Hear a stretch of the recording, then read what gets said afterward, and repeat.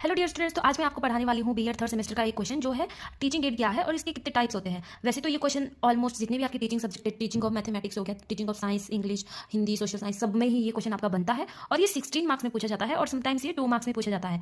तो आपको ये थोड़ा ध्यान से सुन लेना है, इतना मुश्किल नहीं है, लेकिन इसको थोड़ा इंटरेक्टिव बनाने के लिए, इफेक्टिव बनाने के लिए आपको लिखने का एक पूरा तरीका बताऊंगी। तो सबसे पहले आपको लिख लेनी है डेफिनेशन। वैसे मैंने तो यहाँ पे कम लिखी है, लेकिन आपको थोड़ी ज़्यादा लिख लेनी है क्योंकि आपको पता है ये टीचिंग एड क्या है और ये किस लिए यूज़ किया जाता है। तो सबसे पहले हम देख लेते हैं इसकी definition. Teaching aids are the tool use to make learning effective. जो टीचिंग एड है वो ऐसे एक टूल होते हैं, ऐसी चीज़ें होती है जो एक टीचर के द्वारा यूज़ की जाती है अपनी टीचिंग को इफेक्टिव बनाने के लिए, अंडरस्टैंडिंग बनाने के लिए, ताकि स्टूडेंट अच्छे से समझ सके जो एक टीचर पढ़ा रहा है। तो उसके लिए जो टीचर है वो किसका यूज़ करता है, टीचिंग एड का। आपको ये याद रखना है। अगला हम देख लेते हैं इसके टाइप्स कौन कौन से हैं। तो इसके मोस्टली वैसे तो आपके पास 3 टाइप्स आ जाते हैं, जैसे ऑडियो टीचिंग एड हो गया, विजुअल हो गया एंड ऑडियो विजुअल, बोथ इसमें इंक्लूडेड रहते हैं। तो अब हम देख लेते हैं ऑडियो में क्या क्या चीज़ें आएगी, विजुअल में क्या क्या चीज़ें आएगी और ऑडियो विजुअल में क्या क्या चीज़ें आएगी। तो हमारा ऑडियो, आपको इसकी भी डेफिनेशन लिखनी है। जैसे ऑडियो आपका टीचिंग एड हो गया, ऑडियो टीचिंग एड, तो इसमें आपने लिख लेना इसमें ऐसी ही चीज़ें आएंगी जिसको हम केवल सुन सकते हैं, देख नहीं सकते हैं। जैसे कि हो गया आपका रेडियो हो गया, पॉडकास्ट हो गया, ठीक है। और ये क्या है, और आपकी जैसे ऑडियो रिकॉर्डिंग्स होगी, म्यूजिक हो गया, तो ये सारी आपकी होगी ऑडियो टीचिंग एड में, ये सारी चीज़ें आएगी। अगर आपको कुछ और ध्यान में आ रहा हो तो वो भी आप यहाँ पे ऐड कर सकते हो। अगला हमारे पास आ जाता है visual teaching add. Visual teaching add में ऐसी चीज़ें आती है जिनको हम देख सकते हैं और देखते हुए हम चीज़ों से लर्न करते हैं। इसमें आपके पास आ जाता है चार्ट आ जाता है, 3D मॉडल्स आ जाते हैं, मैप्स आ जाते हैं, ग्लोब्स आ जाते हैं, एटलस भी इसमें आ जाते हैं और मतलब बहुत सारी चीज़ें इसमें आ जाती है। जैसे कि इलस्ट्रेशन बुक हो गया, तो उसमें भी आप देख के पता लगा सकते हो कि और हमारी जो टीचिंग है वो भी इफेक्टिव बनेगी और हम लॉन्ग टाइम के लिए लर्न भी कर सकते हैं अगर हमने किसी चीज़ को देखा है। अगला हमारे पास आ जाता है ऑडियो विजुअल। आपको इससे पता चल रहा होगा इसमें क्या होता है ऑडियो विजुअल, मतलब इसमें बहुत ही जो चीज़ें हैं ऑडियो विजुअल इंक्लूड की गई, जैसे टेलीविजन हो गया, ठीक है। उसमें क्या होता है, हम प्रोग्राम को देख भी सकते हैं और सुन भी सकते हैं। मल्टीमीडिया भी ऐसी हो गया, प्रेजेंटेशन भी ऐसी होती है, हम देख भी सकते हैं, सुन भी सकते हैं। वीडियोस भी ऐसी हो गया, उसमें हमें ऑडियो भी सुनाई देता है और वीडियोस भी हमें दिखाई देते हैं, मतलब विजुअल भी रहता है। एजुकेशनल फिल्म्स जैसे हो गई, वो सब चीज़ें हम देख भी सकते हैं और सुन भी सकते हैं। तो ये हो गया आपका 3 टाइप के आपके teaching add, audio teaching add, visual teaching add and audio visual teaching add. अब हम देख लेते हैं इसके मेरिट्स और डिमेरिट। वैसे तो हमें ये लगता है कि जो टीचिंग एड है इसके केवल मेरिट्स ही होते हैं, इसका डिमेरिट तो कहाँ हो सकता है, लेकिन अभी आपको देखने को मिलेगा कि इसके कुछ डिमेरिट्स भी होते हैं, ठीक है। चलिए देखते हैं। पहला पॉइंट हम देख लेते हैं इसके मेरिट क्या है टीचिंग एड की। Enhance understanding. ये बच्चों की अंडरस्टैंडिंग को एनहांस करता है, मतलब बढ़ाता है। आपको ये थोड़ा ध्यान देना है, ये थोड़ा मेरा रफ में है तो स्पेलिंग वगैरह कुछ मिस्टेक होगी तो आप खुद ही करेक्ट कर लेना। और ये देखो यहाँ पे आधे अधूरे वर्ड्स भी है, तो मैं आपको तभी पढ़ा के बता रही हूँ ताकि आपको अच्छे से समझ आए, आप साथ साथ में नोट कर लेना। दूसरा पॉइंट क्या आ जाता है, increase engagement among the students. तो इससे क्या होता है, अगर हम टीचिंग एड का यूज़ करते हैं तो बच्चों के बीच इंगेजमेंट बढ़ती है और वो कोलैबोरेटिवली होकर पढ़ना चाहते हैं, उनका इंटरेस्ट भी बढ़ता है और चीज़ों को अच्छे से समझ भी पाते हैं। दूसरा क्या है, इंप्रूव मेमोरी। आपको पता ही है जो हम कोई चीज़ देख लेते हैं, पढ़ने से वो चीज़ इतनी याद नहीं रह पाती, लेकिन अगर हम कोई चीज़ पढ़ते हैं ना, तो वो पढ़ते हैं और साथ में उसको देखते भी है, तो इससे हमारी मेमोरी क्या हो जाती है, इंक्रीज हो जाती है, हम ज़्यादा समय के लिए याद रख पाते हैं।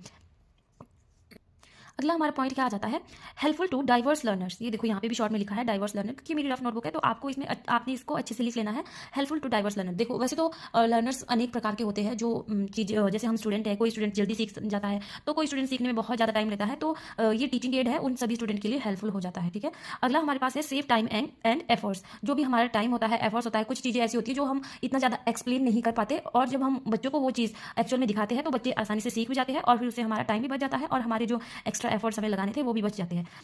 अगला पॉइंट इसका मेरिट में क्या आ जाता है, active participation of students and teacher. Obviously बात है, अगर कोई जो टीचर है वो टीचिंग एड को शो कर रहा है तो वो तो एक्टिव रहेंगे ही, और साथ में क्या है, जो स्टूडेंट है उनको भी इंटरेस्ट बढ़ता है जब कोई चीज़ टीचर दिखाता है कि देखो बच्चों ये चीज़ ऐसे है, मतलब टीचिंग एड के थ्रू वो अगर कोई टीचर पढ़ा रहा है तो उससे ऑब्वियसली बात है एक्टिव पार्टिसिपेशन होगी, किसकी, टीचर की भी और स्टूडेंट्स की भी। उसके बाद है अगला इसका मेरिट क्या हो जाता है, इंटरेस्टिंग टीचिंग। इंटरेस्टिंग टीचिंग तो खुद ही हो जाएगी जब टीचर, बात मान लो वो कंप्यूटर के बारे में पढ़ा रहा है, अगर वो कंप्यूटर की इमेज दिखाएगा तो बच्चा इतना नहीं समझ पाएगा, ठीक है। बात मान लो जैसे कि हम सोशल साइंस की बात करते हैं, कोई टीचर जैसे इंडिया के बारे में पढ़ा रहा हो और वो मतलब ऐसे डायरेक्शन के बारे में बता रहा हो, तो अगर मैप होगा या ग्लोब होगा या एटलस होगा तो उसके माध्यम से वो अच्छे से पढ़ा पाएगा, जबकि अगर वो ऐसे ही बताएगा तो इतनी ज़्यादा इंटरेस्टिंग भी नहीं होगी टीचिंग और इंटरेक्टिव भी नहीं होगी। तो इसका मेरिट एक ये था कि ये टीचिंग को क्या बनाता है, इंटरेस्टिंग बनाता है और इंटरेक्टिव बनाता है।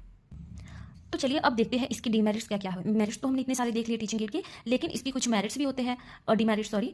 तो पहला हम डीमेरिट देखते हैं, हाई कॉस्ट। जैसे कि हम सभी को पता है, अगर हम कोई भी जैसे टीचिंग एड बनाते हैं, फॉर एग्जाम्पल आप चार्ट ही ले लो, वो तो वैसे इतना महंगा नहीं बनता है, इतना कॉस्टली नहीं बनता है, लेकिन फिर भी आप देख लीजिए ना कि उसमें हमारे लिए कितनी चीज़ों की मतलब वो रहती है, रिक्वायरमेंट रहती है। जैसे कि पहले हमने चार्ट खरीदना है, फिर हमें कलर खरीदने हैं और उस पर तो लगेंगे भी वाटर कलर, तो वो इतने महंगे आ जाते हैं, तो उसकी भी एक और से हाई कॉस्ट हो जाती है। जितना हमारा अच्छा टीचिंग एड होगा उतनी ज़्यादा हमारी कॉस्ट आ जाएगी। और फॉर एग्जांपल मॉडल को ले लो आप, है ना, आप मॉडल बनाने जा रहे हो तो पहले तो आपको उसके लिए बहुत सारा मटेरियल चाहिए कि हमें ऐसे मॉडल बनाना है, ऐसे हमें बच्चों को टीच करना है। उसमें भी आपको पहले उसका बेस चाहिए, फिर आपको जो भी वो कार्डबोर्ड टाइप उसमें लगती है, मतलब बहुत ज़्यादा कॉस्ट आ जाती है। उसके बाद देख लेते हैं इसका नेक्स्ट क्या है demerit, passive learning. Passive learning में क्या हो जाता है, जैसे टीचर बताता रहेगा देखो बच्चों ये ऐसे है ऐसे है, आगे से स्टूडेंट को कोई रिस्पॉन्स नहीं होता है, ना टीचर इतना पूछ पाता है क्योंकि वो फिर अपना उसमें व्यस्त हो जाता है टीचिंग एड को एक्सप्लेन करने में। तो जो लर्नर्स है मतलब स्टूडेंट है वो पैसिव टाइप हो जाते हैं, उनका इतना ध्यान उसमें नहीं रहता है। ठीक है, अगला हमारे पास है टेक्निकल इश्यूज़। टेक्निकल इश्यूज़ में क्या आ जाएगा, अगर कोई जैसे टीचर है उसने अपनी प्रेजेंटेशन रेडी की है जैसे कि कंप्यूटर पे की है या स्मार्ट बोर्ड पे उसने बच्चों को कुछ दिखाना है, तो कभी कभी टेक्निकल इश्यूज़ आ जाते हैं और वो उन चीज़ों को प्ले नहीं कर पाता है और बच्चों को नहीं दिखा पाता है, तो ये टेक्निकल इश्यूज़ में आ जाएगा। उसके बाद है रिक्वायर्ड स्पेशल स्किल्स।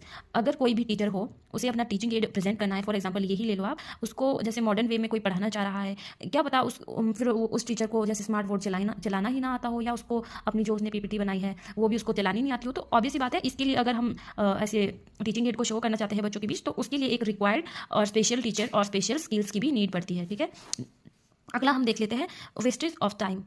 तो हमें जैसे टीचिंग एड बनाना है, बच्चों के बीच में प्रेजेंट करना है, तो ये भी एक और से वेस्टेज ऑफ टाइम हो जाता है। अगला क्या है, स्टूडेंट में डिस्ट्रैक्टेड। जो स्टूडेंट है जरूरी नहीं है ना कि वो टीचिंग एड से अच्छे से समझे, कभी कभार ऐसा हो जाता है ना कि जैसे टीचर ने कोई टीचिंग एड बनाया है तो बच्चा तो उसी में हो जाएगा कि यार टीचर ने क्या बनाया है, कैसे बनाया है, मैं भी घर जाके ऐसा बनाऊंगा, तो वो समटाइम्स जो अपने जो उसका एम होता है, लर्निंग एम होता है, ऑब्जेक्ट होता है, उससे डिस्ट्रैक्टेड हो जाता है। तो ये थी इसकी डिमेरिट। एक बार आपको मैं पूरा ये दिखा देती हूँ अगर आपको स्क्रीनशॉट लेना है। वैसे तो मैंने थोड़ा गंदा भी लिखा है, थोड़ा सड़क छाप टाइप है, लेकिन अगर आप स्क्रीनशॉट लेना चाहो तो इसका स्क्रीनशॉट ले सकते हो। Thanks for watching, bye bye.